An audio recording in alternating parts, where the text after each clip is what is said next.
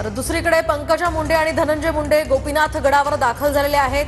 तर दिवंगत गोपीनाथ मुंडे यांची आज जयंती आहे आणि त्यासाठी हेलिकॉप्टरमधून धनंजय मुंडे आणि पंकजा मुंडे एकत्र इथे गोपीनाथ गडावर पोहोचलेले आहेत। दरवर्षी खरं तर पंकजा मुंडे आणि धनंजय मुंडे त्यांना अभिवादन करण्यासाठी इथे येत असतात। मोठ्या संख्येने कार्यकर्ते सुद्धा या परिसरामध्ये जमलेले आहेत। याच ठिकाणी पंकजा मुंडे आणि धनंजय मुंडे आता पोहोचल्याचं आपण पाहू शकतोय।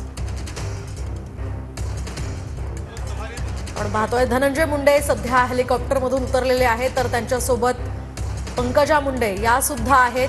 खरं तर पहिल्यांदाच ही जयंती जी आहे ती एकत्र धनंजय मुंडे आणि पंकजा मुंडे या ठिकाणी अनुभवतायत, कारण याआधी पंकजा मुंडे भाजपमध्ये होत्या आणि धनंजय मुंडे हे अजित पवारांच्या राष्ट्रवादीमध्ये।